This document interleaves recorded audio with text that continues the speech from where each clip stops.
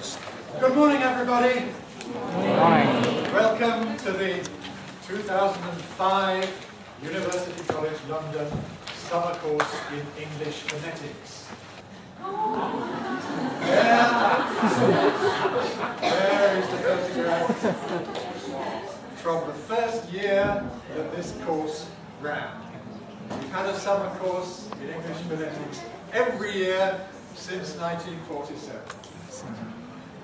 And on that picture you can see at the front Daniel Jones, Professor Daniel Jones, who founded the Department of Phonetics as it then was, and other famous names, Gibson as a young man, O'Connor as a young man. Lovely.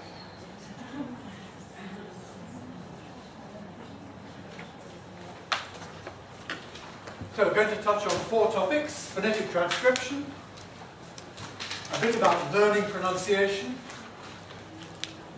an application of this, and some technical terms. So, first of all, phonetic transcription. Many people have the impression that phonetics is all about transcription. It's not. Phonetics is about pronunciation, about making sounds. Every language has its own set of sounds. In English, we have the particular problem that our writing system, our spelling, our orthography, doesn't indicate clearly what the sounds are in all cases. That's why we have to use phonetic transcription, which does show us clearly what the pronunciation is. But phonetic transcription is a tool, a useful implement. It's not the point of phonetics. It's merely a helpful aid to our learning. So we have this difficulty in English exemplified in the phrase at the bottom of the screen, where it says, what does it say? A great threat to the meat industry. I don't know what that might be. It might have been the mad cow disease problem of a few years back. But here we see the words great, threat, and meat, where in each case the spelling involves the same letters, the same vowel letters, E-A. And unless you know how to pronounce these words, you might be uncertain, and you might think it was greet or gret instead of great. You might think it was threat or freight instead of fret, and you might think it was meat. Sorry, you might think it was mate or met instead of meat. So this is the general problem about sound and spelling in English. Most learners of English as a foreign language start with the spelling. And your problem then is going to be how to pronounce these words. If you don't know, you look it up in a dictionary or in some other aid.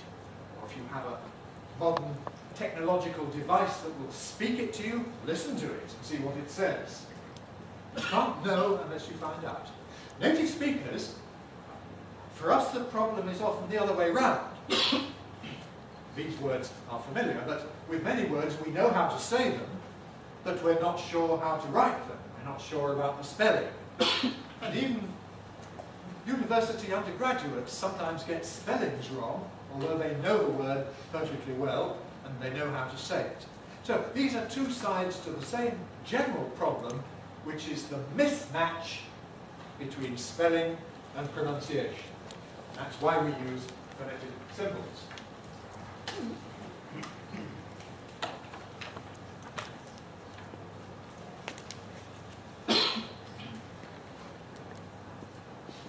We can often recognize when people are speaking English as a foreign language. Some of you may be happy to be immediately recognizable as not native speakers of English. Others of you are perfectionists and would like to sound like a native speaker, like to get as close as you can to it. One giveaway, one way to betray your non-native status is to pronounce a word in the way it's written in one of these cases where the spelling doesn't correspond to the pronunciation. So, for example, the opposite of back, how do we say it? Does it sound like the word font, for baptism and so on? That's called a font. Is it front and back? No, it isn't. No native speaker of English says front, because in every kind of English, this has a different vowel. It has the vowel of strut, the vowel of a cup that you would drink from, the same vowel as love in I love you. It's front. So anybody who says front, not a native speaker. But you need to know this. There's no magic way of knowing this. You need to know for each word. Your problem is like the problem we have when we try to speak French or German or Spanish, the problem of gender. We know a word in that language, perhaps the name for something. In French, I know this is table. But oh dear, is it le table or is it la table? I might not be sure. In German, yes. Das heißt Tisch. But is it der Tisch? Is it die Tisch? Is it das Tisch? I might not be sure. You have to learn for each word. In English, you have to learn for each word how to pronounce it.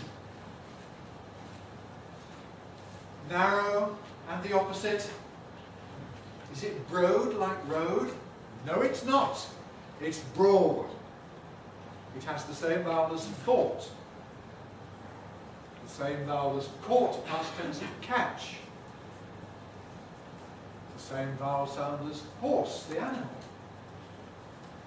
So we walk down a broad road, and those two words don't rhyme, even though they are spelt with the same letters. Very difficult. You have to know how each word is said. And of course, the words front and broad are a kind of exception, but they're very common words, and words very commonly mispronounced, so that's why I mention them. A particular difficulty in our more learned vocabulary, our more educated, more scientific vocabulary, is that we often have related pairs of words where the stress falls in a different place. And in English, stress placement is also bound up with vowel quality. When we change the place of the stress in a word, we typically also change some of the vowel sounds. And this is difficult, again, to master. So we have a noun, analysis. Analysis, you need to know that's how it's stressed. From the spelling, it might have been analysis or something, but it isn't. It's analysis. But what's the corresponding verb? I've set aside the general problem of how to spell it, because Americans write it what they would call a Z and what we call a Z, but we all agree in pronouncing it, analyze. Different stress placement, different vowel qualities. If you're not sure, look a word up, either in a specialist pronunciation dictionary, or in a general dictionary, if it gives pronunciation, which I trust it does, or in a textbook or something.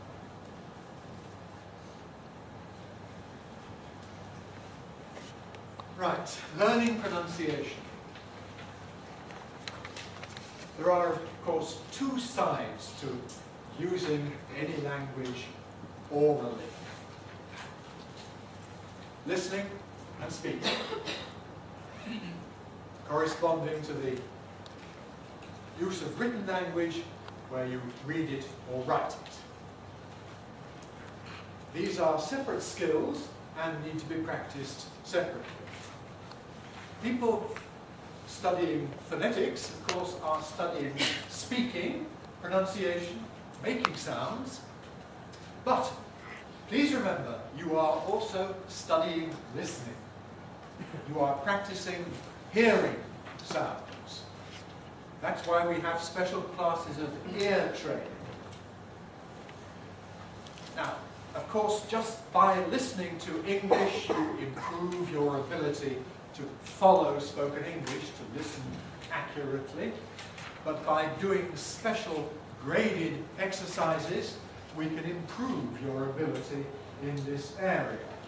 There are two sides to it, as there are two sides to speaking.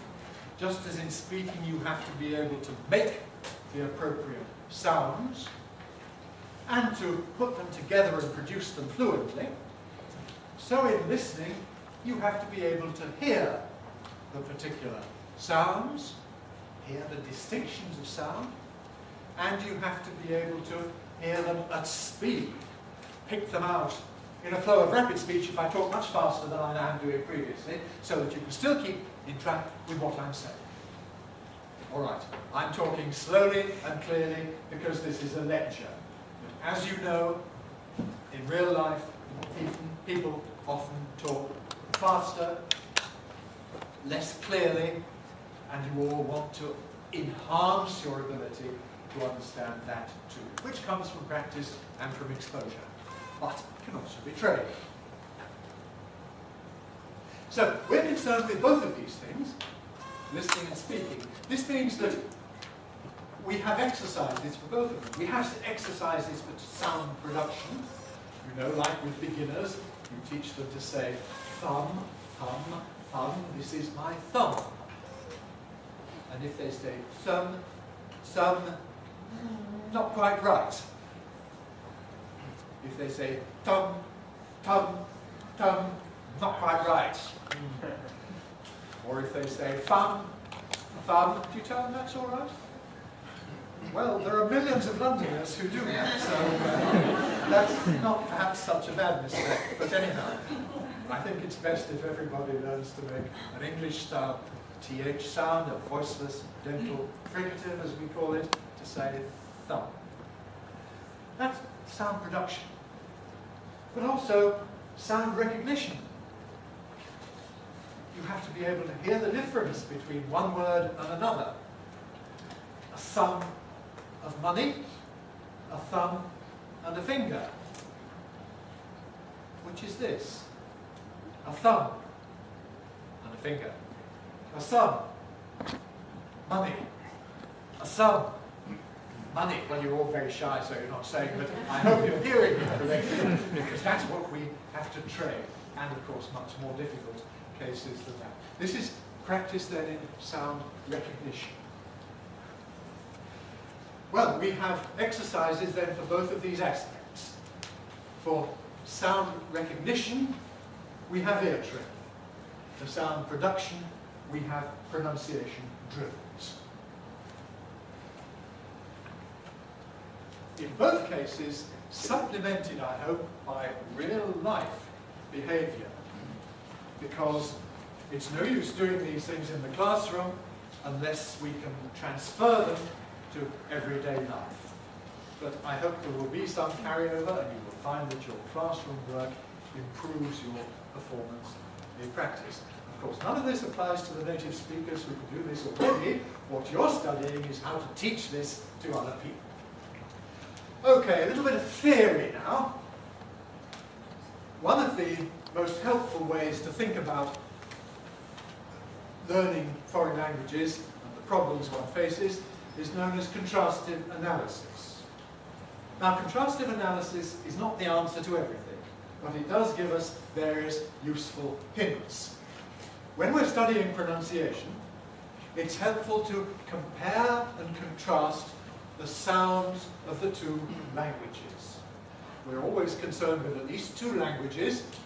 L1, as we say, which is the source language, that's the learner's mother tongue, first language, the language spoken as a child by the learner. L2 is the target language, the language we're trying to learn, or trying to teach. So for our purposes in this course, the target language is English, and that's what we're trying to study, but we need to be able to compare it with the phonetics of the L1, which is whatever is your first language or the first language of the people you're teaching.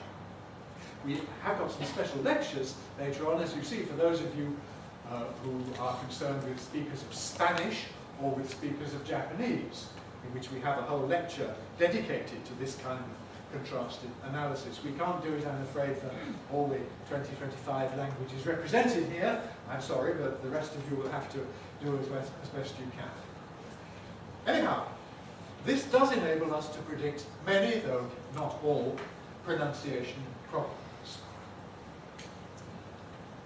One of the important concepts that we want to present to you is the notion that languages are systematic and that we have a sound system lying behind our pronunciation.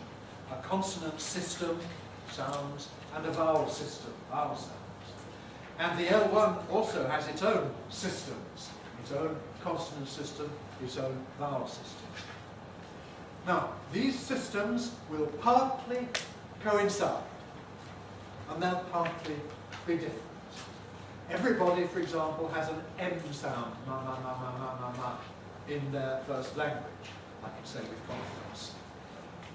In general, not in absolutely every particular, in general, the M sound of English doesn't cause any problem because you know it already from your L1. Therefore, we have what we call positive transfer. Not a complete positive transfer, because Spanish speakers, for example, have difficulties, we know, when a word ends in an M sound. So we have a word album in English, and the corresponding Spanish word is the same word, more or less, album. But people who speak Spanish seem happily to say it as, in English, as album, album, and that sounds wrong to us, because it isn't album, it isn't album, it's album. In other words, at the end of a word, in Spanish it doesn't matter what kind of a nasal you make, in English it does matter. So where they're different, we have negative transfer. Where the sound systems of the L1 and the L2 differ, we have what's called negative transfer, also known as interference. And that's one of the things, of course, that we have to struggle against. Let's consider the vowel sounds. Now, in our vowel system in English, among the short vowels, we have 3 vowels that may sometimes cause difficulties. Bed. A bed is where you sleep. Bad. Bad is not good. Bud. A bud is what we see in spring when the flowers start. These sounds are all different. Bed, bad, bud. When we demonstrate contrast like this, please note that we try and keep everything else constant. In particular, I'm controlling my intonation. If I were not doing so, I'd say we've got bed, we've got bad, and we've got bud. That wouldn't be so good because you might start hearing the tonal differences, which is not the point at all. The point is the vowel contrast. So I'm demonstrating that with the same tone pattern, and when you do this as a teacher, remember the same point. So that's a bed, bad, bud. That's the distinction between. Well, I've demonstrated them to you. Why is this problematic? Well, it isn't always, but for many languages it is, because where English has 3 different vowels here, many languages have only 2. And if you have only 2 vowels, then you are faced with a difficulty, because you have to sort of map between the L1 and the L2. You have to make connections between them, identify an L1 vowel with the L2 English vowel, and this is putting 2 onto 3, and it won't go. It depends what your first language is.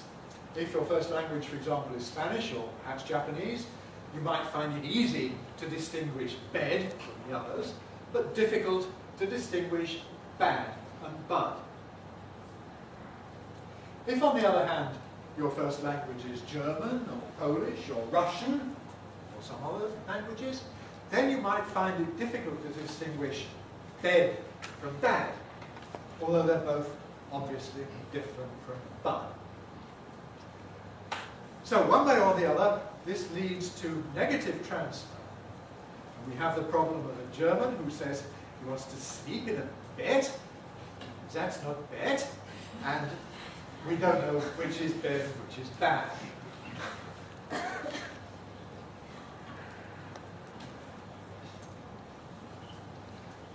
Now, as we said, part of the problem in English is the difficulty of predicting from the spelling what the pronunciation is. From many years' experience of dealing with foreign learners of English, I've come to the conclusion that there are a number of very easily stated generalizations which people do not know about, and which therefore I emphasize because they are useful and important to know about and very easily stated. Here are two such generalizations about spelling and pronunciation. The first is, if the spelling letter is A, well now, as we know, with the letter A, there may be all sorts of different sounds, father, banana, name, and so on.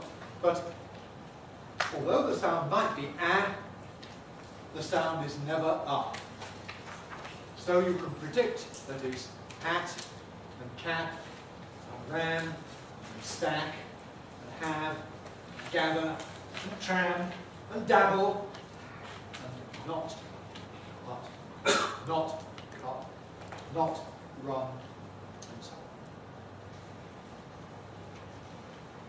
So, if we want to climb a wall, and we erect a series of steps against the wall, what is that thing called? Well, we know how to spell it, L-A-D-D-E-R. How do we pronounce it? Is it going to be a ladder, or is it going to be a ladder? We know it's going to be a ladder. Maths follows from that way. Okay, second generalization. If the spelling is U or O,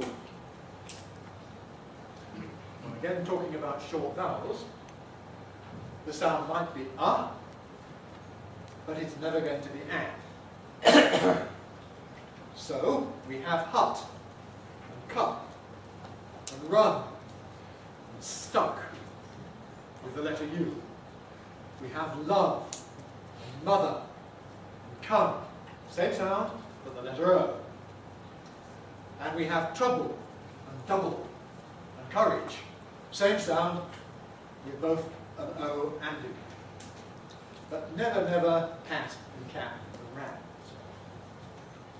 Okay, this is then a useful thing for speakers of Spanish or Japanese or other languages to know, because it will protect you from many common errors.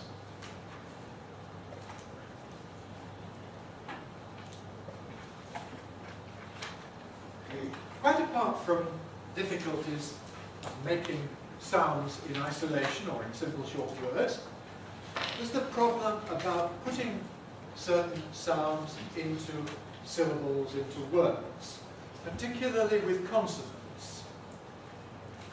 Languages of the world vary very much in respect of how many consonants can go together, and whether consonants can be at the end of a syllable as well as at the beginning of a syllable.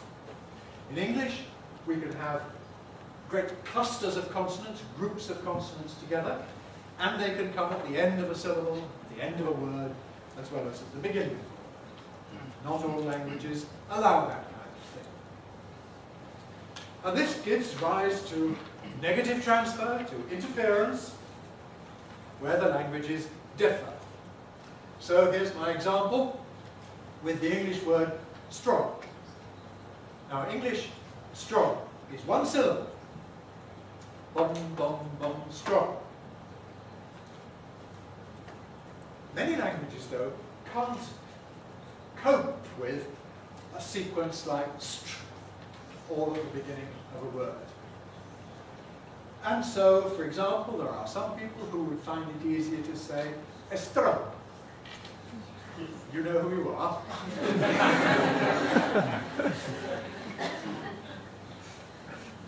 There are others, I think, who are not represented here who would want to say citron. There are others, again, who might want to have citron, or citron. Again, you know who you are. That's then interference caused by a mismatch between the syllable structure rules of the L1 and the L2. If you try to pronounce English words keeping to the syllable structure rules of your L1, then you might get something like this.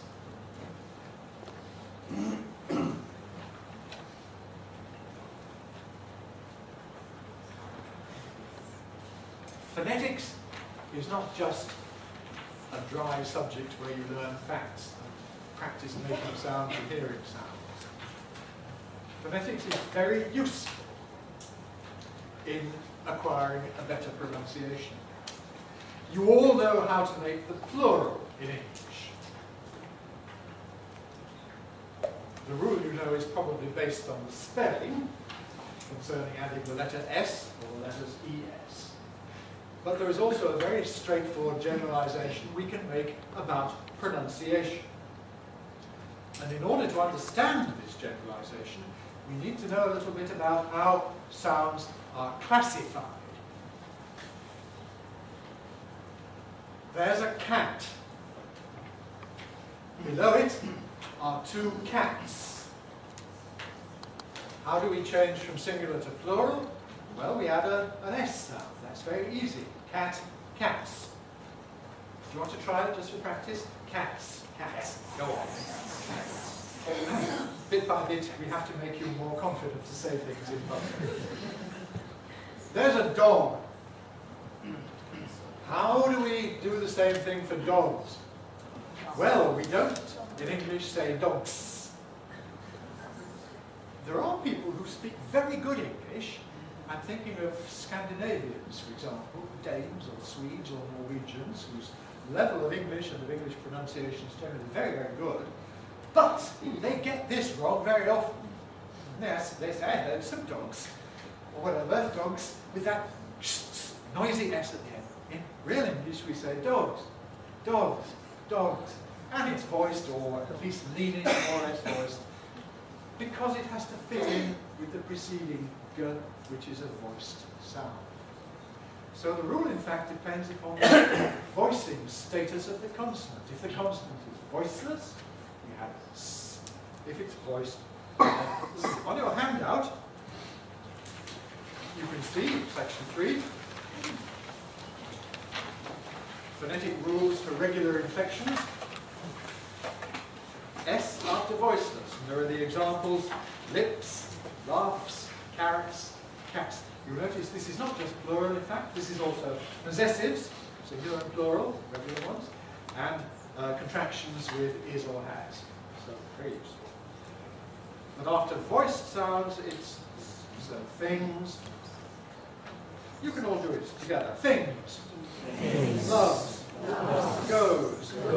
Dogs. But there's one further complication.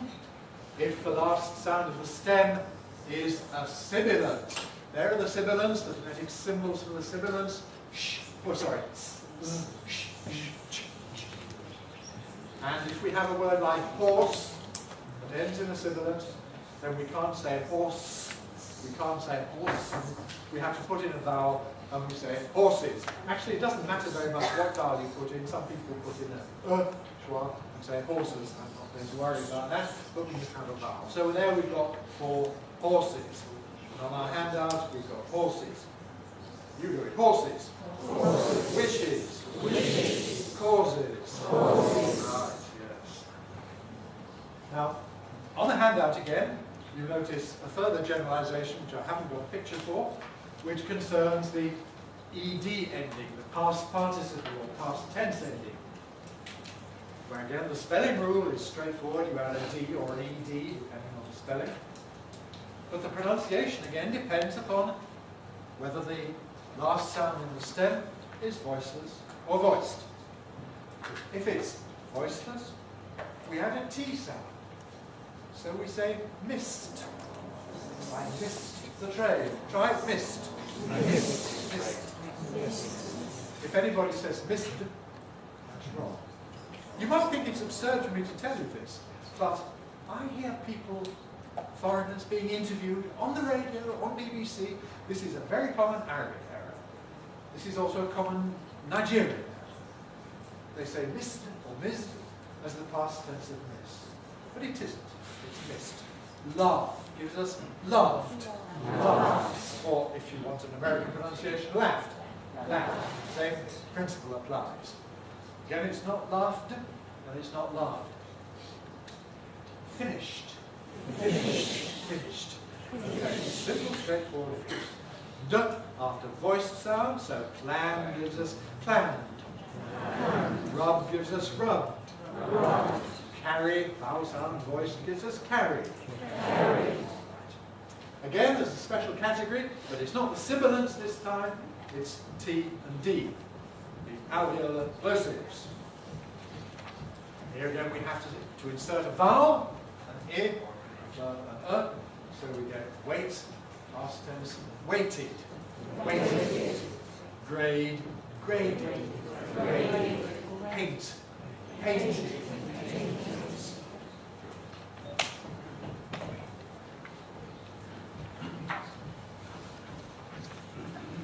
I was referring to voiced and voiceless consonants. One of the most important set of technical terms you will either know or will need to learn is the classification of consonants in terms of VPM, that is voicing, place of articulation, and manner of articulation.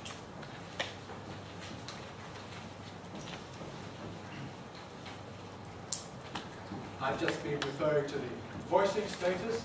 In the lecture tomorrow morning, I'll discuss, maybe it's a bit later in the week, at some stage anyhow, I'll discuss the classification in terms of place and manner. Turning that off, so we look now at the handout, because at the bottom of the handout you can see classification of the English consonants in terms of their place and manner.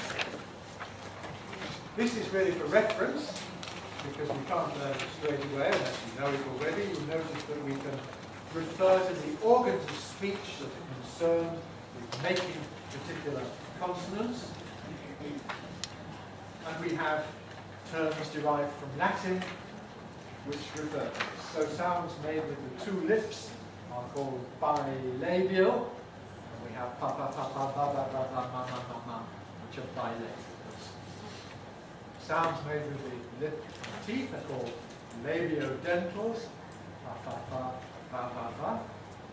Sounds made with the tongue and against the teeth are called dental. Looking down further for manners of articulation, those involving a complete closure of the organs of speech, so the air cannot get out anywhere, are called plosives.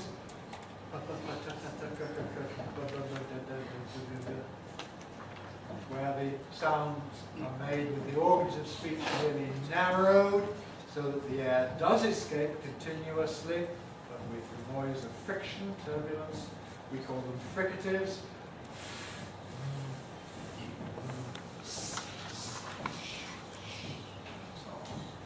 Affricates involve plosive plus fricative in a close sequence.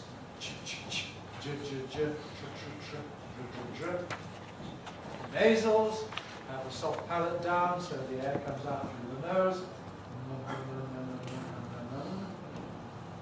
Liquids are rather different. We look at those in detail. Red and lead, and semivowels are like vowels. Turn over the page, and you will see a tabulation of all the phonetic symbols for English in the notation that we use. Some books use slightly different systems. This is the one we shall use. It's also reproduced on the back of the green booklet that we've been given, which consists of drills for what we know are the most important contrasts of vowels and consonants, which your fractional class teachers may make use of in their teaching. You've also got a yellow booklet which deals with intonation. Now, intonation is an important topic of the course, and it covers a lot of different topics. we have taken the view that more important strains of learning rises and falls. And fall rises. More important than that in many ways is knowing where to put the emphasis in a sentence or a part of a sentence. That's what we call the nucleus of the intonation pattern. So that's why your booklet is called Where Does the Nucleus Go? And the title indeed itself exemplifies the problem. Why does the nucleus go on nucleus and not on the last word go? Well, I'll leave that as a problem for you to think about, but that's how it is. And this is exercises to do with that general topic. Now, that's really the end of my lecture.